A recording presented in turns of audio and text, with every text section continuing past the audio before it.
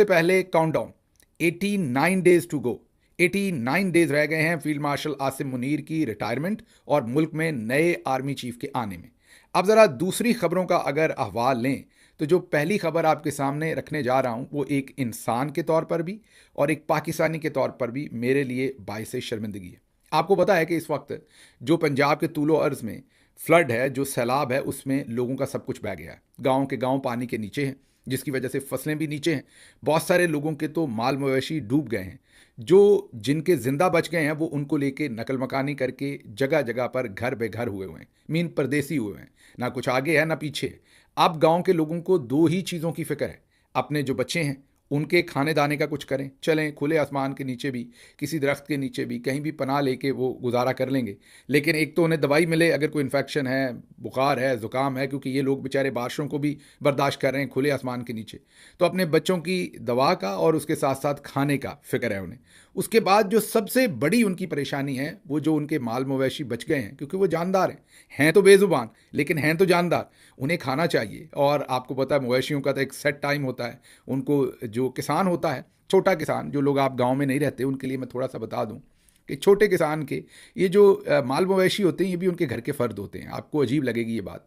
बिल्कुल ऐसे ही जैसे किसी गरीब घर के अंदर कोई शख्स जो कमाने वाला हो, जब उसकी मौत वाक़या होती है या वो अल्लाह को अगर प्यारा हो जाए तो एक तो उनका प्यारा चला जाता है, उस चीज़ का दुख होता है। दूसरा जो सबसे बड़ा मुसीबतों का पहाड़ उन पर उस वक्त गिरता है वो ये कि वही कमाने वाला होता है। जब वो मर जाता है तो एक किस्म का उनकी लाइवलीहुड के सारे चांसेस ही मर जाते हैं।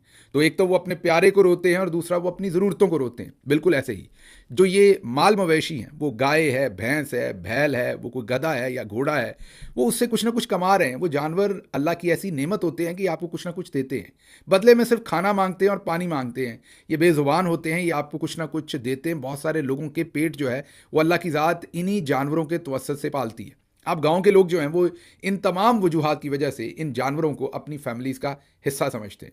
उनके लिए सोचिए कितनी मुश्किल बात है कि उनकी सबसे प्यारी गाय या भैंस पिछले 2 दिन से भूखी हो तो वो तड़प रहे हैं। लेकिन जैसे पहले जानवरों पर, जैसे पहले इंसानों पर ये चीज़ फील्ड मार्शल साहब की रजीम ने लागू कर रखी है कि मरियम नवाज़ का जब तक नाम नहीं जपेंगे, जब तक उनके नाम के साथ या तस्वीर के साथ कोई बैनर नहीं लगेगा तो लोगों को खाना नहीं मिलेगा। अब जानवरों पर भी यही पाबंदी लग गई है। ये वीडियो आपके सामने रख रहे हैं, ये मेरा ख्याल हाफिजाबाद की है। सायरा अफजल तारड़ साहबा इसमें नज़र आ रही हैं, लड़ रही हैं, उलझ रही हैं। जो वहाँ पर ग्राउंड के ऊपर सरकारी मुलाजमीन हैं उनसे कि आप 4 बज गए हैं शाम के, गांव जो इन्होंने ज़ाहिर है वहाँ पर भैंसों का चारा और दूसरा अरेंज कर रखा है गवर्नमेंट ने, सो कॉल्ड कहने का, आप लोगों को वो क्यों नहीं दे रहे?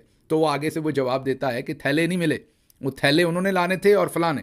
जब हमने ग्राउंड से पता किया तो पता ये चला कि चारा भैंसों का नहीं दिया जाएगा जब तक वो उन थैलों में नहीं डाला जाएगा जिनके ऊपर मरियम नवाज़ की तस्वीर लगी। Can you beat it?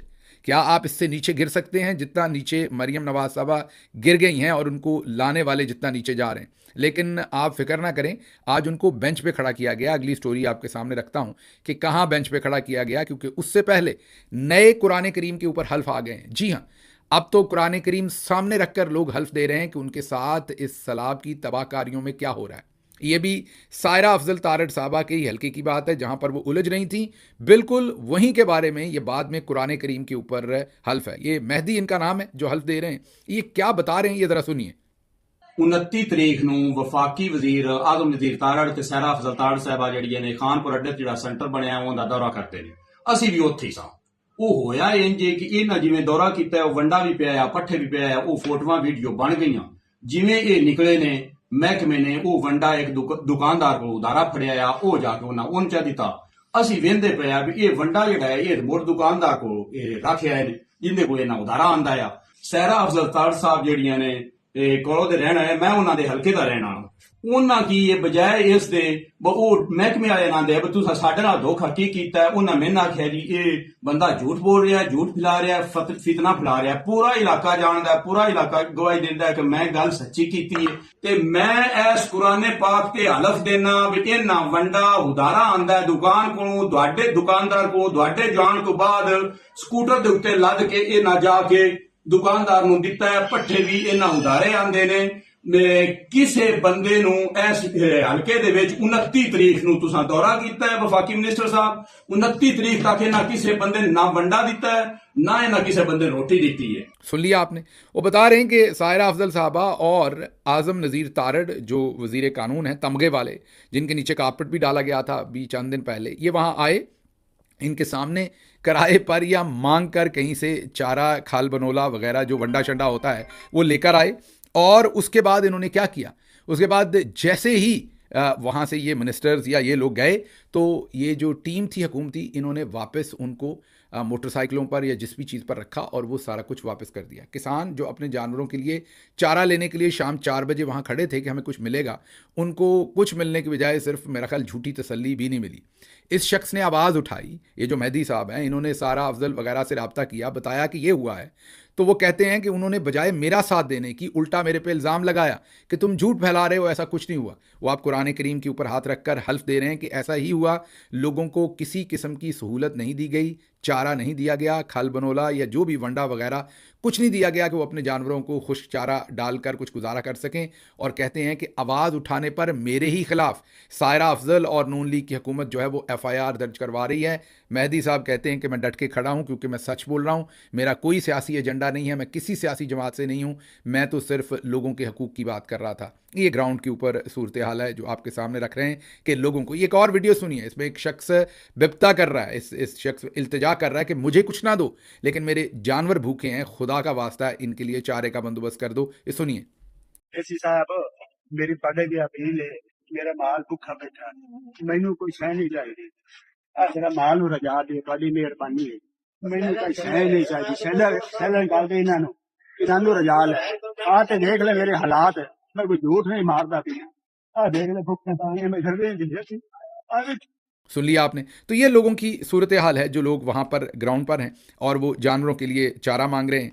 और दूसरी तरफ अगर हम आपको कहें तो ये एक बैनर देखिए उतर रहा है, ज़बरदस्ती बैनर उतारा जा रहा है फलाही, ये पाकिस्तान तहरीक इंसाफ का बैनर नहीं है, ये एक फलाही टीम कह लें, इनको एक NGO कह लें, जो भी, या लोग मिल के जो एक दूसरे की मदद कर रहे हैं उनका बैनर लगा हुआ है। उस बैनर को ज़बरदस्ती उतरवाया जा रहा है क्योंकि एक ही चीज़ लगी रह सकती है, एक ही चीज़ खड़ी रह सकती है। मैंने आपको कहा ना रानी बेबे, ये मैं बेबे कहाँ से कह रहा हूँ, आपको पता है कि बेबे माँ बनती है ना, तो पंजाबी में माँ को बेबे भी कहा जा सकता है। ये आपने वो अंग्रेज़ी वाला बेबी से बेबे नहीं समझना, ये मैं वो बेबे नहीं कह रहा, मेरे लिए तो बड़ी एहतराम की जगह पे हैं, ये मैं पंजाबी वाली बेबे कह रहा हूँ। रानी बेबे डिक्लेयर हो गई हैं वो अब, और उनके नाम के बगैर ना ही किसी, अब अगर उनके नाम का और तस्वीर का थैला नहीं होगा तो भैंस को चारा भी नहीं मिल सकता और बैनर भी कहीं नहीं रह सकता।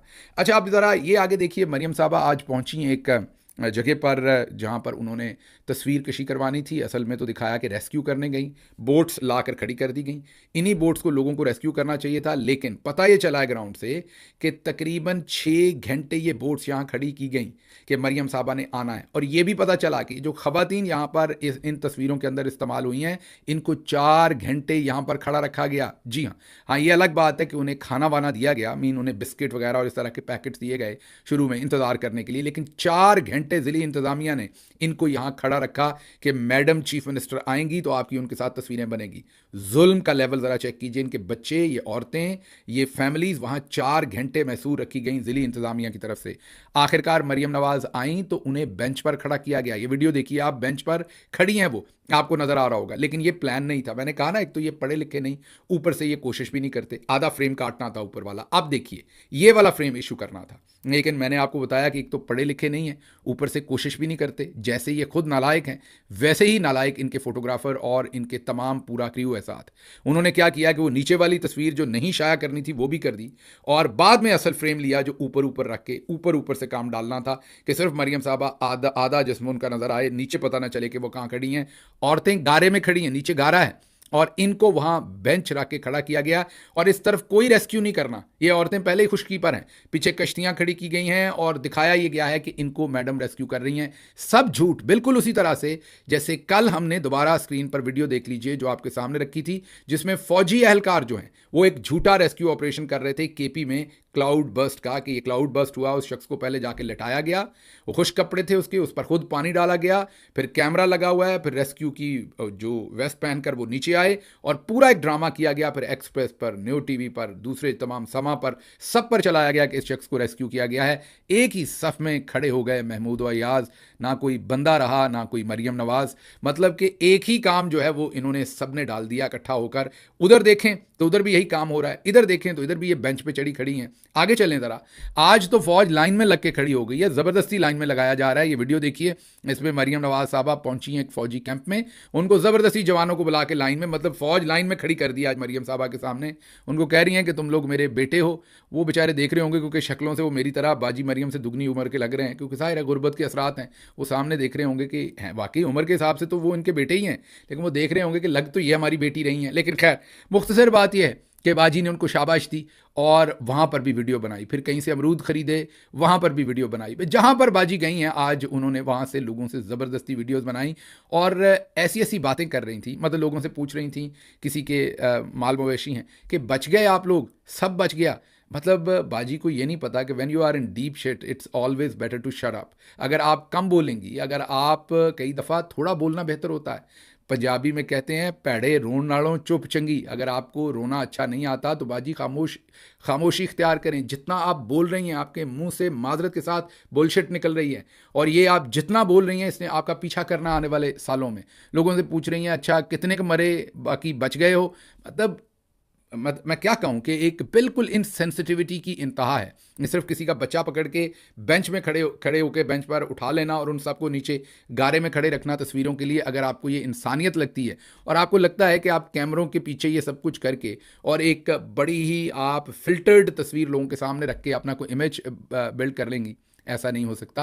खल्के खुदा जो है वो अंधी नहीं है। ये जैसे मेहदी नामी जो शहरी है वो कुरान के ऊपर हल्फ दे रहा है आप लोगों के काले करतूतों का, ये सब कुछ सामने आएगा। आज बारिश एज सच पंजाब के अंदर जिन इलाकों में ये फिर रहे थे वहाँ नहीं थी, लेकिन आज़मा बुखारी साहबा ने रेन कोट पहना हुआ था क्योंकि उससे ज़रा तस्वीर अच्छी आनी थी। लगना था कि ये भी मुकम्मल रेस्क्यू। जी हाँ, ये वही हैं जो कहती हैं कि जो मरीम नवाज़ पे तनकीद करते हैं उनकी माएँ कपड़े ही नहीं पहनती, नंगी रहती हैं। शुक्र है यहाँ पर भी बहुत सारी माएँ थीं, इन्होंने अब पता नहीं किस किस को बगैर कपड़ों के देखा होगा, लेकिन खुद ये बहुत सारे कपड़े पहन रही हैं। आज तो जैकेट भी पहन रही, तो वज़ीर जैकेट वाली हैं। ये एक नया लतीफ़ा है। दूसरी तरफ आपको एक लतीफ़ा दिखाते हैं असिस्टेंट कमिश्नर, मेरा ख्याल कहीं साउथ पंजाब की साइड के ऊपर ये पोस्टेड है। ये पूरा टाई कोट वगैरह लगा के, पूरा सूट पहन के ये पहुँचे हैं लोगों को रेस्क्यू करने। आप भी हैरान हो रहे होंगे न्यूयॉर्क का मंजर है या कहीं साउथ पंजाब का है। ये साहब भी टिकटॉकर हैं और ये घर से बाकायदा सूट शूट पहन के, इनको भी नहीं, ये भी मेरा ख्याल पढ़े लिखे ज़्यादा नहीं है, सोचते नहीं है भाई। अगर आपने ड्रामा भी करना है तो ड्रामे में भी एक अगर स्क्रिप्ट होता है, एक्टर होता है, तो उसका कॉस्ट्यूम भी होता है मेरे दोस्त, उसका एक कॉस्ट्यूम भी होता है। अब तो बंदर के हाथ माचिस वाली बात है। आपको किसने कह दिया था कि आप सूट पहन के ये सारे काम करें? बाल्टी में से पानी पी रहे हैं सूट पहन के। मतलब पूरी जो गवर्नमेंट है वो टिकटॉक के हवाले कर दी गई है। हैरत है मुझे कि इन लोगों के साथ हम क्या बात करें, कहाँ मथा मारें, इनसे क्या बात इनको समझाएं या ना समझाएं। बहरहाल आज इमरान खान का जुमला मरीम नवाज़ दोहराती रही हैं। उन्हें लगता है कि इमरान खान का जुमला दोहराने से लोग उन्हें पसंद करना शुरू हो जाएंगे। वो कह रही हैं कि घबराना नहीं है, उसके लिए आपको कुछ ऑनेस्टी भी चाहिए थी, उसके लिए आपको वाकई लोगों का दर्द दिल से चाहिए था। इस तरह सिर्फ जुमलेबाजी से ये सारा काम जो नहीं होगा। आगे सुन लीजिए, वज़ीर आला का दौरा कसूर, प्रोटोकॉल के बायस 2000 घरानों तक का पका पकाया खाना ना पहुंच सका। ये हम नहीं कह रहे, फलाई तंजीम के नुमाइंदे प्रोटोकॉल के बायस पेश आने वाली मुश्किलात के बारे में जिक्र कर रहे हैं। तो आप ज़रा खुद देख लीजिए कि यहाँ पर क्या कुछ हो रहा है कि जो पका पकाया खाना है लोग अपनी मदद आपके तहत देना चाहते हैं, उनको भी देने की इसलिए इजाज़त नहीं कि आज वज़ीर आला साहबा का प्रोटोकॉल था। आपको मैंने बताया कि उन ख़वातीन को 4 घंटे के करीब वहाँ खड़ा किया गया, कश्तियों को 6 घंटे वहाँ खड़ा किया गया। कोई वहाँ रेस्क्यू नहीं हो रहा था, बेंच पे खड़े करके इनको सिर्फ वहाँ पर तस्वीरें खिंचवानी थी। ये इनके तरीका वारदात हैं। अच्छा जी, आगे चलते हैं। सिर्फ यही नहीं है, एक ही साइड नहीं है तमस्खर क्या उड़ाना किसी चीज़ का। एक खातून के 3 बच्चे वफात पा गए सिर्फ इसलिए कि रेस्क्यू ने वक्त के ऊपर उनको रेस्क्यू नहीं किया या उनको वो फैसिलिटीज़ नहीं दी। और भी लातादाद ऐसी दास्तानें हैं जो कश्तियाँ ये खड़ी करके खड़ी रखती हैं। वो सोचे कितने लोगों के काम आ सकती हैं, लेकिन इन्हें उससे कोई लेना देना नहीं है। फिर इस सब के अंदर जब ये लोग ड्रमों के ऊपर जनाजे पढ़ा रहे हैं, लोगों के, मैंने बताया कि खातून के 3 बच्चे वफात पा गए हैं, लोग बिलक रहे हैं, तरस रहे हैं खाने को, दूसरी चीज़ों को। उस वक्त मरीम नवाज़ जो हैं वो ट्विटर के ऊपर तमस्खर उड़ा रही हैं। ये इन्होंने आज ट्वीट किया, मरीम नवाज़ साहबा ने एक डांस की, आपको वीडियो दिखा रहे हैं, वो किसी ने ट्वीट की, और मरीम नवाज़ ऊपर हमारी जो रानी बेबे हैं वो दांत निकाल रही हैं, उनके पास दांत निकालने का वक्त है। कल ही इनकी वज़रा जो हैं मरीम औरंगज़ेब और उनके साथ अज़मा बुखारी, वो एक सैलाब ज़दा इलाके में जहाँ पर बंद था उसके ऊपर खड़े होकर दांत निकाल रही थी। लेकिन आप लोगों का हंसना बनता है, आप लोगों का इन लोगों की महरूमियों पर और इनकी किस्मत पर हंसना बनता है, क्योंकि कितने साल आपको इन्होंने मुसल्लत किए रखा और आप लोगों की असल शक्लों से ये वाकिफ़ नहीं थे। दूसरी तरफ डीएचए में भी हालात ख़राब हैं। ये आपको वीडियो दिखा रहे हैं कि डीएचए में भी पानी भरा हुआ है, लेकिन वहाँ की रिपोर्टिंग करने की इजाज़त नहीं है, दिखाने की इजाज़त नहीं है, और वो आपके सामने मनाजर नहीं आ रहे। वरना मुल्तान में भी सुना है कि डीएचए में अब मामलात ख़राब हैं, बाकी जगहों पर भी, लेकिन उस तरफ ज़रा मीडिया को बात करने की इजाज़त नहीं है। चाइना का अगर जिक्र करें, वहाँ पर चचा जी गए हुए हैं, मतलब कि शहबाज शरीफ साहब गए हुए हैं, और वहाँ पर पता चला है कि चाइना ग्रैंड होटल के अंदर लंबी चौड़ी बुकिंग की हुई है और बड़े ही महंगे कमरे, और कुछ लोग तो ये दावा कर रहे हैं, मुझे अब इसकी बिल्कुल 100% ऑथेंटिसिटी मैं आपके सामने नहीं रख सकता क्योंकि कोई कागजात नहीं है, कोई मुसद्दका ऐसी हमारे पास बात नहीं, लेकिन चाइना से कुछ पाकिस्तानियों ने हमें बताया कि शायद पूरा या आधा होटल ही वहाँ बुक करवाया, बहुत ही महंगा एक्सपेंसिव होटल वहाँ पर जो पाकिस्तानी एम्बेसी ने बुक करवा रखा है। चलें, ये तो इनकी मर्ज़ी है, ये जो इनका दिल करे। अच्छा, ये एक पोस्ट है जो गैर सियासी बात है, ये सिर्फ मेरे दिल को इसकी तकलीफ़ हुई, मुझे लगा कि ये आपके सामने रखनी चाहिए। चंद दिन पहले हमारा एक कैप्टन, जो हमारा बेटा है, हमारा भाई है, वालिद उसके ब्रिगेडियर हैं और एंटी नार्कोटिक्स में इस टाइम अपॉइंटेड है, उनको हार्ट अटैक हुआ। वो आगे जहाँ भी पोस्टेड था कैप्टन, बच्चा हमारा, भाई हमारा, उसको हार्ट अटैक हुआ। दिल बहुत टूटा मैंने जब देखा, जो उसकी जवानी थी, शादी होने वाली थी अभी थोड़े अरसे में उसकी, और वालिद जिस तरीके से गमगीन थे, वो भी बहुत तकलीफ़ हुई देखकर। हार्ट अटैक से वो शहीद हो गए, और जाहिर है सभी ने शोक किया, हमने भी करना है क्योंकि वो हमारा बेटा है, हमारा भाई है, इसमें कोई दो राय नहीं। ये सारी तफसील इसलिए दे रहा हूँ कि हमारी बातों को ट्विस्ट किया जाता है बाद में मर्जी का।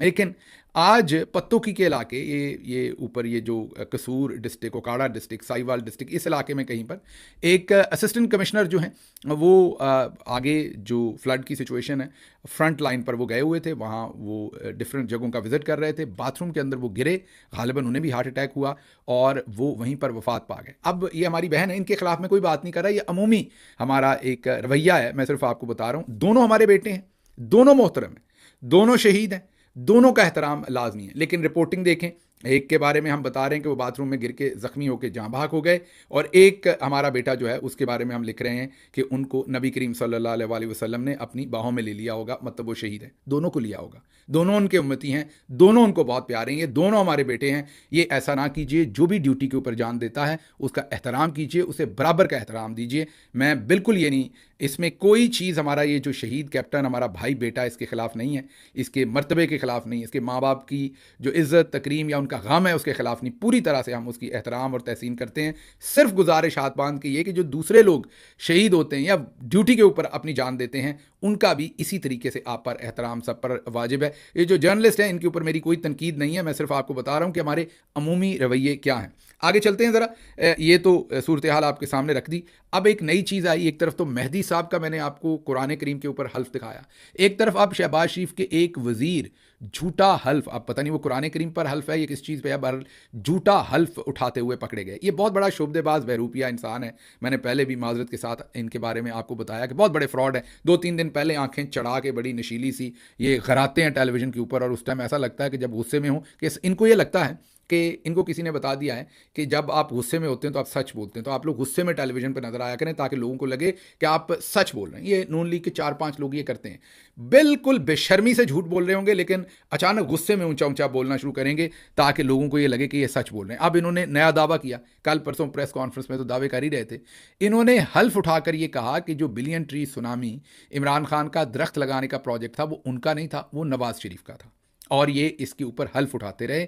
ये 2016-17 के अंदर इन्होंने यकीनी तौर पर, नवाज शरीफ ने ग्रीन पाकिस्तान के नाम से एक इफ्तिताह को फीता शीता इन्होंने काटा था, इसमें कोई शक नहीं है, ये बिल्कुल काटा था इन्होंने 2016-17 में। लेकिन मुसद्दिक मलिक साहब एक दफ़ा फिर झूठे और फ्रॉडिये पकड़े गए, स्टेटमेंट के हिसाब से कह रहा हूँ, क्योंकि उन्होंने एक और झूठ, और वो भी हल्फ के ऊपर बोल दिया। इमरान खान का प्रोजेक्ट तो 2013-14 में शुरू हो चुका था, अब कैसे कह सकते हैं कि वो नवाज शरीफ का था। और नवाज शरीफ साहब को पौधे लगाने का क्या पता, वो तो खेत शेद पाए बारिश आए उसमें से बाहर नहीं निकलते। और अगर ऐसा होता तो पंजाब में आपकी हुकूमत थी, कितने दरख्त आप लोगों ने लगा दिए थे, सारी दुनिया को पता है। लेकिन मैंने आपको बताया ना कि एक से बढ़कर एक बैंकॉक के शोले और बनारस के ठग जो हैं वो हमें मिले हुए हैं। तो ये जो बनारसी ठग हैं वो एक से बड़े एक यहाँ पर आपको झूठ बोलेंगे। अब मुझे नहीं पता इन्होंने जानबूझ के झूठा हल्फ दिया है या इनके ऊपर प्रेशर था कि आप जाकर झूठ बोलें। अच्छा जी, ऐसे ही एक झूठ मरियम साहबा ने भी बोला। अभी जापान में थी तो इन्होंने दावा किया कि जो रूडा है वो पाकिस्तान मुस्लिम लीग नवाज का प्रोजेक्ट है, उसमें हम ये करेंगे, इन्वेस्टमेंट लाएंगे, कोलैबोरेशन करेंगे, जापान के साथ कोलैबोरेशन करेंगे। अब सैलाब आ गया तो अब फौरी तौर पर हाथ जल रहे हैं, कह रहे हैं रूडा हमारा नहीं, इमरान खान का प्रोजेक्ट है। फौरी तौर पर जिन हाउसिंग सोसाइटीज़ को अप्रूवल दी इन्होंने, गलत तरीके से अप्रूवल दी, जिस भी तरह से दी, उनकी जो तारीख थी अप्रूवल की वो एलडीए की वेबसाइट के ऊपर मौजूद थी। वो तारीख वाला खाना हटा दिया गया है क्योंकि वो तमाम अप्रूवल्स इनकी गवर्नमेंट्स के अंदर दी गई हैं। अब इनको समझ नहीं आ रही कि वही रूडा जिसकी पगें अपने सर पर बांधना चाह रहे थे उससे अब ये जान छुड़वा रहे हैं। अगर इमरान खान के तरीके से रूडा बनता तो आज सैलाब लाहौर के इर्द गिर्द इतनी तबाहकारियाँ ना करता। बाकायदा प्लान था इसको सामने रखते हुए कि आपने चैनल्स कैसे बनाने हैं दरिया के ऊपर, किस तरह से उसके पानी को डिवाइड करना है और किस तरीके से अब्जॉर्ब करना है अगर पानी ज़्यादा आता है उस इन्फ्लक्स को, ताकि शहरी आबादी जो है वो ना डूब सके। लेकिन जाहिर है एक तो ये पढ़े लिखे नहीं हैं, ऊपर से ये कोशिश नहीं करते। इंडोनेशिया में आखिरी खबर आपके सामने क्विकली रख दें, वहाँ की आवाम भिपर गई है और उन्होंने अपनी ही पार्लियामेंट को आग लगा दी। ये एक दिन पुरानी खबर है। वजह क्या बनी कि इंडोनेशिया की जो पार्लियामेंट है उन्होंने अपनी मुराद और अपनी तनख्वाहें बढ़ाई। यहाँ पर तो खैर कई दफ़ा ये काम हो चुका, अब सिंध वाले भी करने जा रहे हैं। मैं ये नहीं कह रहा कि सिंध पार्लियामेंट को आग लगा दें, मैं सिर्फ ममासलत बता रहा हूँ कि वहाँ पर और यहाँ पर एक ही तरह का काम है कि यहाँ पर भी जो तनख्वाहें और मुराद हैं असम्बली के लोगों की वो बढ़ाई जा रही हैं। जो नेशनल असम्बली है वो बढ़ा चुके, पंजाब असम्बली की बढ़ा चुके, कई कई गुना 800% इनकी तनख्वाहें जो हैं वो बढ़ाई गई हैं। आप सबको याद होगा वो सारा जो पिछले 2 महीने के अंदर हुआ है। अब इंडोनेशिया से ये खबर आ रही है कि वहाँ के सदर ने वो इजाफा वापस ले लिया है। 5 अफराद वहाँ पर अभी तक इन मुजाहरों में हलाक हो चुके हैं। अवाम चढ़ गई पार्लियामेंट पर और पार्लियामेंट को भी नजर आतिश किया। बहुत खून ख़राब किस्म के वहाँ पर दंगे हुए हैं। ये अगर आपको मौका मिले तो ये एक हमारा इंग्लिश इसके ऊपर हमने व्लॉग किया था, इसको देखिएगा अगर आपको मौका मिले। मुझे यहाँ से दीजिए इजाज़त। अल्लाह आपका हामी नासिर हो। पाकिस्तान जिंदाबाद।